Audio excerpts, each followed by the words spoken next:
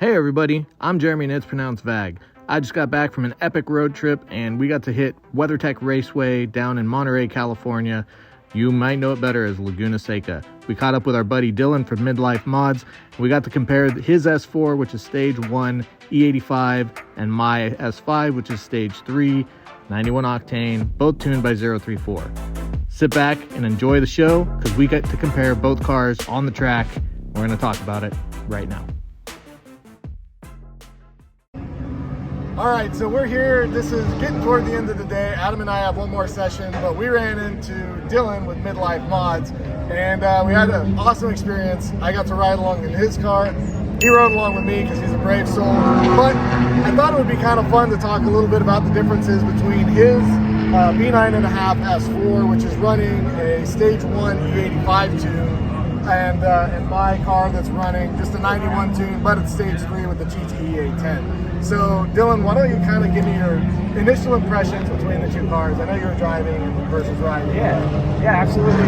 So, first of all, both cars felt fast in different ways, right? Your car feels like it has endless supply of horsepower, especially climbing those hills here at Laguna Seca. There's a lot of inclines and declines, elevation changes, and there's some steep hills, and your car felt like it had endless power to climb up those hills.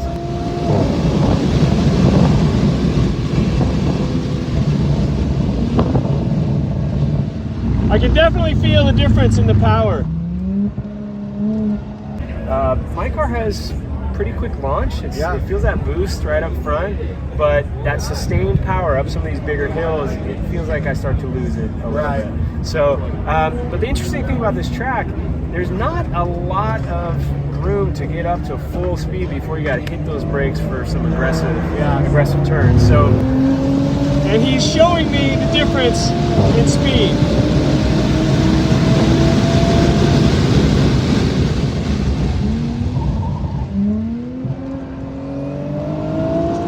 So, you know, between the two cars, are you going to be able to see the difference between the turbo and the stage 1? I don't know, because you got to hit the brakes pretty quickly. I think it depends on how brave you are, how late you want to brake, right? I'm a little skittish. I still have an 800-mile trip that is home that I got to make, another 100 and some tonight. But one thing, let's talk a little bit about the mods you have on here, right? So beyond the tune, you've got the 034 intake, you've got the front strut brace for suspension. That's right. So I got the 034 stage 1 ECU E85 and stage 2 TCU. I got the 034 Motorsport front strut brace. I have the 034 Motorsport rear sway bar and Dynamic Plus adjustable end links.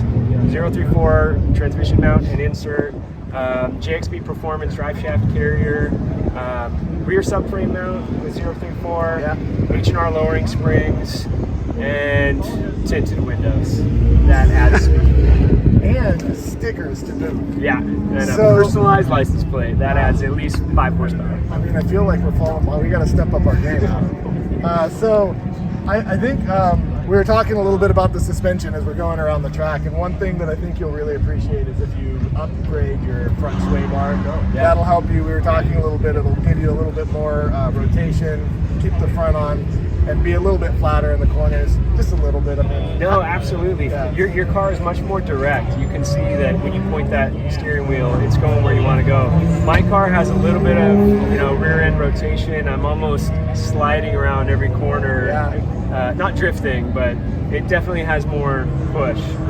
So. Much better driver than I am. I'm still getting used to it, but I think one thing that you'll notice again is if you get some of the suspension stuff sorted out, better tires, maybe look at some of the adjustable intakes. I don't know. The next thing I think I want to start playing with is camber for track days, because Adam had the control arms put on his, and I can that little Golf R can carry more speed into a turn and hold the turns a lot more confidently than I can in my car. It's funny that you say that because I just ordered the 034 Motorsport adjustable upper control arms. So those are in the mail, I hope, arriving soon. So I'll be able to dial in the camera much better. I think I'm going to do the same thing.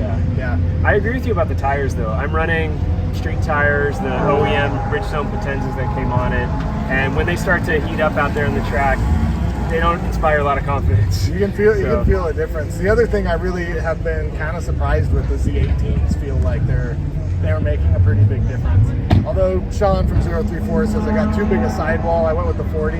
Should have went with the 35. Maybe that's the case. But the 18 at the 265 width seems to be really good. I have 19-inch ones that are 245s, and they're the Cup 2s, and I was not as confident in those tires as I am in these Pilot Sport 4s. You know, Sean just might have sidewall envy. It could be. You might have seen the size of your sidewall. And Yeah. Whoa, that guy's got a big Man, sidewall. that's too much sidewall. Yeah. He's swinging.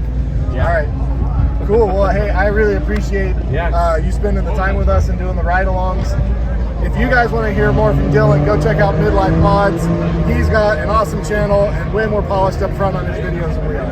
Midlife Mods on YouTube and the Midlife Mods on Instagram. The Midlife Mods. I feel like we got to add a D in front of our stuff. Or official. Those are the two things you got to do. It was a pleasure. Likewise. Nice to meet you. Thanks, man.